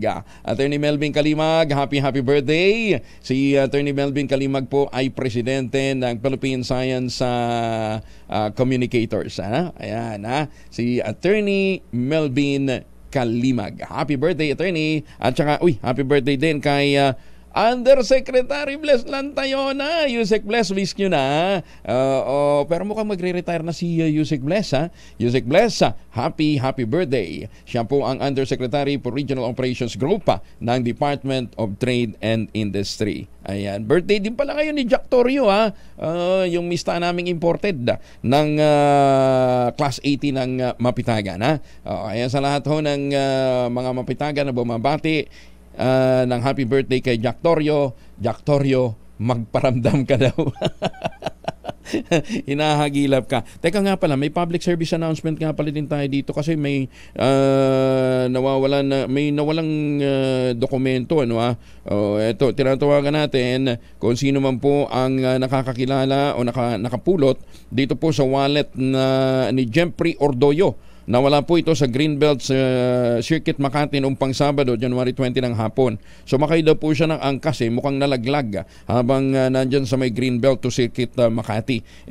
May mga importanteng ID po doon. Kaya kung sino man po nakakakita ng ID o ng wallet nitong si Jeffrey Orduyo, pakibalik na lamang po dito sa DCRH. At ako na pong bahala doon sa reward ho ninyo. Nawala po dito pa sa may Greenbelt area, Circuit Makati, noong pang Sabado, January 20. Pakidahlan na lang po dito sa DCRH kung sakasakaling inyo pong makikita. Nakikiramay din pala tayo. Pumanaw na yung ating kaibigang si Gado Malaluan. Isa pong magaling na fireman dyan po sa Kinapawan City. Actually, kinakapatid ko ito. Anak ko ito ni Ninang Ludi. Nakikiramay ho tayo. Rest in peace kay Gado at sa mga kamag-anakan po nito, mga mahal sa buhay, sa pamilya, nakikiramay po tayo sa pagpanaw ni Gado Malaluan. Ayan kalungkot naman development nyo. Pero ito ho naman kaya doon ho sa mga diabetic, pagka kayo ho may mga nararamdaman ng pa-check up na ho kayo agad kayo. Maganda umaga, Pilipinas! 36 na makalipas ang alas 5 ng umaga. Number Mahupay nga aga sa mga kababayan natin dyan sa Ormoc at sa mga Pilipino sa Saudi Arabia, lalo na sa mga OFW natin. Thank you. Maraming salamat po sa inyong mga sakripisyo. Doon sa mga nagtatanong paano nga pala mag-apply sa Philippine Army. Ulitin natin, bawal na yung mga striker. Kapon man nagtanong ano yung striker. Striker, yung mga inuuto yun ng mga ibang mga komando, may mga opisyal, may mga enlisted personnel. Kumukuha ng mga nire-recruit daw nila kuno, pagkatapos ginagawang striker, 2 taon na striker pa rin. Hindi pa rin ho napapasok doon sa kota. Diba? Yung kinikwerto ni Colonel Samsagon, yung kanyang 2 tinulungan nakapagtayo na ng 2-story building. Ginawang striker ng isang opisyal. Hanggang ngayon nandun, hindi man lang pinasisweldo, hindi man lang binibigyan ng allowance. Kaya ang ginawa ho ni General Galido, pinatigil na ho yung mga striker na yan. Mag-apply ho kayo ng diretso sa Join the Army. Yan po, Join the Army, yan po yung website na hanapin po ninyo, i-google po ninyo, makikita ho ninyo yung link Centralized na po ang recruitment. Kaya doon ho sa mga inuuto dyan sa iba't ibang mga probinsya at sinasabing pwede ho kayo mag-striker at eventually magiging sundalo ho kayo, hindi na ho totoo yan. Dumiretso na ho kayo sa website po ng Philippine Army para po sa kanilang ongoing recruitment. Ay, magandang umaga ho sa mga taga Caloocan, mga teacher ng Baysa, ha. Ayan, pinarating nila sa akin nag-meeting naman pala kahapon kasama ang DepEd, ang Department of Education, NCR, at nilinaw na ho yung issue tungkol ho sa outing nila. Ayan, tatawag daw ho sa atin at magpapaliwanag o susulat daw ho sila para sabihin hindi totoo na persahan. Sa kanila mo nanggaling yan yan, hindi daw persahan. Di sige, parating ho ninyo tayo magkahuntahan at magkaliwanagan, ha? Pero ang totoo, meron ho talaga sanang outing. Anyway, sige, hintayin ho natin yung inyong magiging paliwanag, ha? Maganda umaga, Pilipinas! Alam ba ninyong napapabagal pala ng hanggang 2 taon ng pag-inom ng multivitamin araw-araw ang pagdevelop ng dementia o cognitive aging? Ayon sa bagong pag-aaral mula sa Massachusetts General Hospital, ang cognitive decline ang isa sa unang sintomas ng Alzheimer's disease at dementia. Nakakaapekto ito sa 55 milyong katao sa buong mundo. Nakatutulong ang mga multivitamins na nagbibigay ng 20 essential nutrients para mapigilan ang memory loss at mapabagal ang pagtanda ng utak. Nadiskubre din ng mga researchers na nagbibigay rin ito ng hanggang 2 taong improvement ng orientation, attention, language fluency at iba pang may kaugnayan sa kakayahan o mas kilalang global recognition. Ayun. So regardless of brands, nakatutulong po yung mga multivitamins na yan, ha? Teka muna, papuntang Batangas po si Luisito Chavez ng Panaderong Pinoy. Try lang natin, baka umayos na yung kanyang signal. Although, ang sabi ng mga texter natin, okay nang bawasan ng timbang. Sanay na daw sila dahil nababawasan ng timbang, dumadami na yung hangin. Uy, masarap ang kamote. Mas mura ho ang kamote kaysa magpandesal tayo. Kasarap ng kamote, isabay natin sa mainit na kape. Ayan, ha. Tapos, pag matutulog ho tayo, sasabayan pa natin ng Ultabayo. Kaya pagkagising ho natin sa umaga, magandang tulog natin, magandang gising.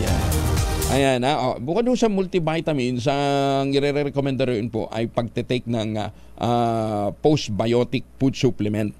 Ang kasama ho dyan, ang kauna-unahang postbiotic food supplement sa Pilipinas, ang Ultabayo. Ano nga bang ginagawa ng Ultabayo? Bukod po sa ina-activate nito ang ilang immune cells ng ating katawan, ito po tumutulong para magkaroon tayo ng magandang tulog. Pagka maganda tulog, siyempre maganda gising. Pagka magandang gising, magandang mood natin. Pero more than that, pagka magandang tulog, habang natutulog po tayo, yung pong utak natin, dinidetoxify ang ating sistema para maitaboy yung mga toxins sa ating katawan. Kaya, importante po talaga na quality ang tulog natin. Hindi lamang yung haba ng oras, kundi kalidad ho ang ating tulog. Ayan, para magandang gising. Yung bang pagharap mo ng salamin kinabukasan, sasabihin mo, uy, ang cute ko today. Ako naman may sagot ako dyan. Kahapon din. Dati pa. Since birth. Dapat ganun ho. Sino bang pupuri sa sarili mo? Kundi ikaw muna. Saan mo kapitbahay mo, pupurihin ka. Sasabihin, uy, pogi mo. Siyempre hindi. Nanay mo lang yun. Yung kapitbahay mo, may kasama pang pintas. Pogi nga, wala namang ligo. O ganon. Ayan, ha. So, mag-take ho tayo ng Ultabayo. Ang kauna-unahang postbiotic food supplement na rehistrado sa Food and Drug Administration at rekomendado po ng mga doktor, available sa Lazada, sa Shopee, o dili kaya sa lahat ho ng Mercury Drug Stores, o sa Amesco Drug, dyan po sa Cotabato at saka sa Davao, sa John's Pharmacy sa Zamboanga at Pasmed Pharmacy dyan po sa Laguna. Kung may mga concerns ho kayo, mag-text sa 0917-110-6580. Ulitin natin, 0917-110-6580 at na may nakastambay na po diyang mga medical experts. Inilansad naman ni Speaker Martin Romualdez at ng PTV4 o People's Television ang makasaysayan at kauna-unahang Congress TV. Sinabi ni Romualdez na sa pamamagitan ng Congress TV, mapapanood na ng publiko ang deliberasyon sa mga panukalang batas na nagsusulong ng Pro-Poor agenda ng Pangulong BBM. Bukod pa sa maaaring lumahok din ang mga mamamayan sa interactive legislative platform. Sa kanyang talumpati sa paglulunsad ng Congress TV, iginiit ni Romualdez na bahagi ito ng kanilang commitment na tiyakin na walang Pinoy na may iwan sa dalim at na bawat mamamayan ay mabibigyan ng front row seat sa legislative process. Parang sa Amerika, di ba, merong Congress TV. Binigyan din pa ng House Speaker ng inisyatiba ay hindi lamang isang channel kundi isang tulay na magkokonekto sa kamera sa bawat tahanan, paaralan at bawat Pilipino. Ang Congress TV ay isang free-to-air channel na nakatuon sa pagpapalabas ng araw-araw na sesyon at iba pang legislative work at mga serbisyo publiko ng Kamara para sa publiko. Mapapanood ito ng libre sa Digital Channel 14 ng PTV, Channel 46 ng GMA Aporda Box at Channel 2 sa ABS-CBN TV+. Ayan. Uy! May 3 TV host posibleng maglaban-laban sa 2025 elections. Sino-sino sila? Alamin natin mula kay Gorgie Rula. Gorgie, good morning. Mukhang magkakaroon ng matinding bakbakan sa gitna ng 3 TV host na posibleng tatakbo sa darating na 2025 elections. Nakikita naman kasi sa latest survey ng mga posibleng tatakbong senador na nasa top 10 sina dating Senator Tito Soto ng Itbulaga, si dating Manila Mayor Isko Moreno ng tahanang pinakamasaya ng GMA7 at ang Wawawin TV host na si Willie Revillame. Wala pa namang sinasabi si Tito Sen kung babalik siya uli sa politika, pero ito namang si Yorme ay sinasabi niya noon nung pumasok siya sa Itbulaga ng Tape Incorporated na hindi raw muna siya babalik sa politika. Pero dahil sa panay ang labas niya para sa segment niyang G sa Gedli, posibleng magbago siya ng desisyon at baka tumakbo rin siyang senador. Wala pa naman siyang sinasabi at kahit itong si Willie Revillame na tagal na rin hindi napapanood sa TV ay malakas pa rin siya sa mga tao kaya lumulutang ang pangalan niya sa survey. Kaya sa nakaraang MediaCon ng Congress TV ay tinanong namin si Congressman Sam Versosa ng Tutok to Win Party List kung napapag-usapan na ba nila ni Kuya Will ang posibleng pagsali sa politika. Pakinggan natin ang sagot ni Congressman Sam Versosa. Alam niyo mo, every election na lang, ay nandun naman si Kuya Will sa top 10 survey. But it's up to him kung sa tingin niya, it's the time na pumasok na sa politika at magsilbi na sa ating bayan. Nasa sa kanya yun. Yan ang pahayag ni Congressman Sam Versosa at ang sabi pa niya, baka sa March ay babalik na raw sa TV si Willie Revillame at itong kanyang Wawawin pero wala pa naman sinasabi kung anong TV station. Pero kung hindi ito matutuloy, maaring papasukin na rin nga niya ang politika at tatakbo siyang senador.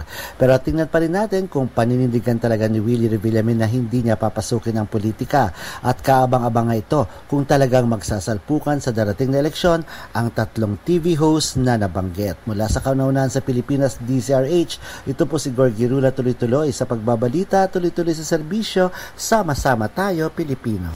Maganda umaga, Pilipinas! Maraming salamat, Gorgie. Samantala, nakikipag-ugnayan ng Pilipinas sa Japanese government kaugnay ng inarestong Pinay na naakusang inabandonang bangkay ng mag-asawang Hapon.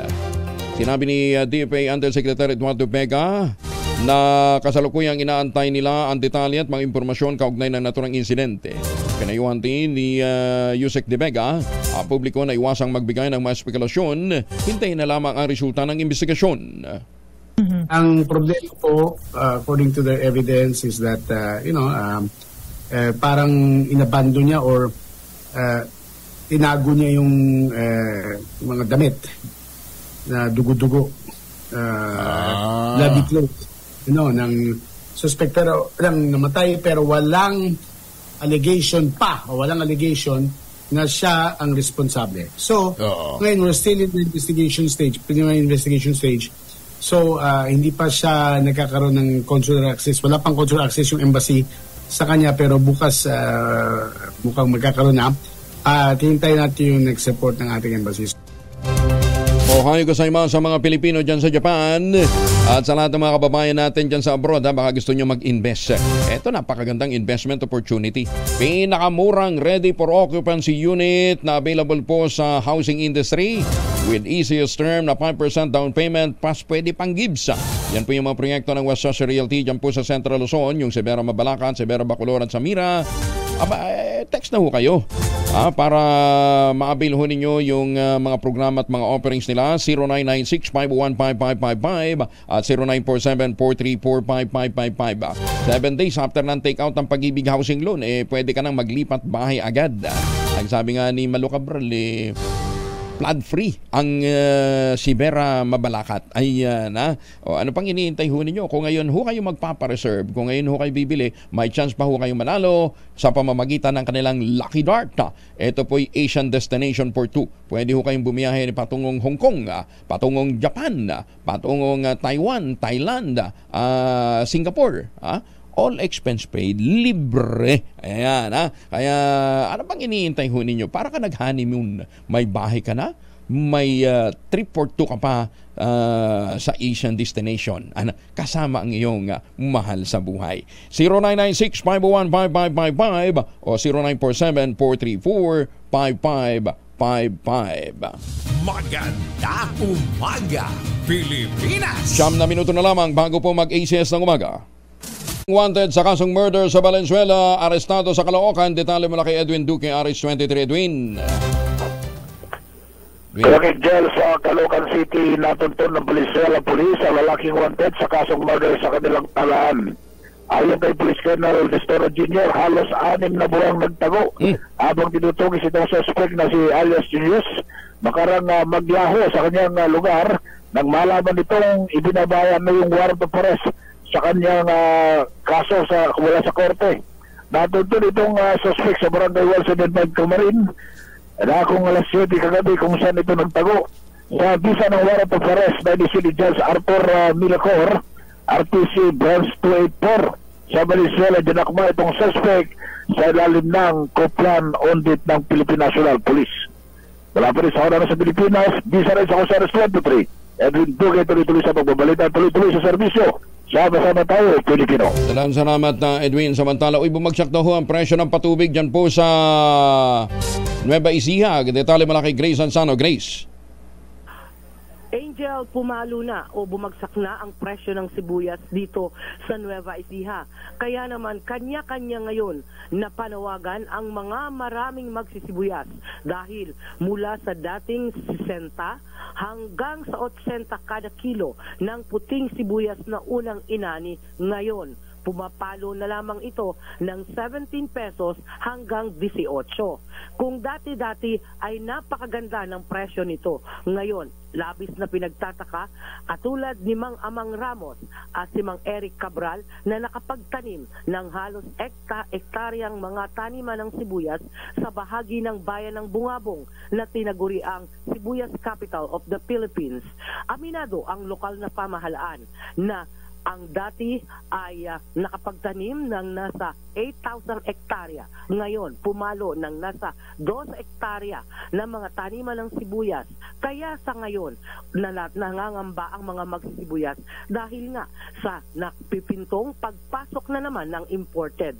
Ito raw ang ikinakatwiran ng maraming buyer dahil ang pagdagsa na muli ng mga imported ang posibleng nagpapababa rito at humahatak ng mababang presyo. Panawagan nila sa Department of Agriculture sa laki ng pinuhunan nila na halos umaabot ng 300,000 piso kada isang hektarya ay maalalayan sila.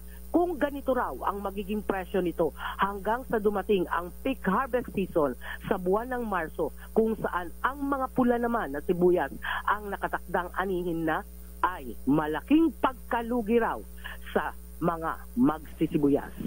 Para sa kauna-unahang himpilan sa Pilipinas, DZRH. Ito, CRH25, Grace Vera Sansano. Tuloy-tuloy sa pagbabalita, tuloy-tuloy sa serbisyo, sama-sama tayo, Pilipino.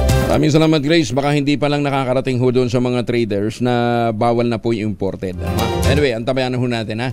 Validate ho natin yung presyuhang yan, ha? Teka muna, si birthday boy, Inyal Parosa, aba!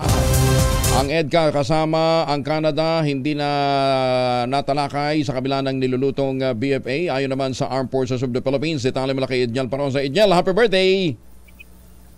Maraming salamat kay Angel. Namumuro ng magkaroon ng panibagong Visiting Forces Agreement ng Pilipinas sa isa pang kaalyadong bansa. Ito ay matapos ng lagdaan Department of National Defense at ng Canada ang isang Memorandum of Understanding para bumuo ng isang kasunduang pandepensya. Ayon sa Armed Forces of the Philippines, layo nitong magresulta sa panibagong VFA na mayroon ng Pilipinas sa Amerika at sa Australia. Pero nilinaw ni AFP spokesperson Colonel Francel Padilla sa DZRH, hindi pa natatalakay rito ang paggawa ng panibagong Enhanced Defense Cooperation Agreement kasama ng Canada.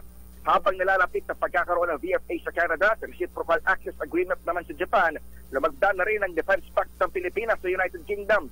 Kinumpirma ni Padilla sa ating panayam na magpo-focus ito sa maritime domain. Pero tumanggi na ang opisyal na sumagot kung kasama ba ang UK sa mga asahang bilateral at multilateral patrols sa West Philippine Sea ngayong taon. Para sa kauna-unahan sa Pilipinas, Danger H. Ito si Edniel Parrosa. Tuloy-tuloy sa pagbabalita, tuloy-tuloy sa bisyo. Sama-sama tayo, Pilipino. Salamat, Bertie Boy. Oy, may increase pala sa presyo ng gasolina at krudo ngayon na 130 per liter ang dagdag sa halaga ng gasolina, 95 centavos naman sa per liter ang diesel. Ang kerosene alang increase. Congratulations sa ating winner ng Boto Ka Ba, si Aling Teresita Latosa ng Sorsogon. 79 years old na daw po siya. Lola, congratulations. Nadali nyo ang 1,000 pesos. Antabayanan po ninyo ang text sa inyo mamaya ni Malu Cabral. Maganda umaga, Pilipinas! Susunod na po ang 2x2 sa Tang ACS Balita. Kuya Angel po siya ang Lapalmono sa giiwan sa inyo na isang magandang umaga. Maraming salamat sa walang sawang pagsubaybay, pakikinig at pagtitiwala. Ang ating quote of the day ngayong araw na ito ay galing po kay Victor Hugo, isa pong British ba to? British politician. Sabi niya, even the darkness night will end and the sun will rise. Kaya wag natin mawawala ng pag-asa, ha? 2x2, Indian sa while.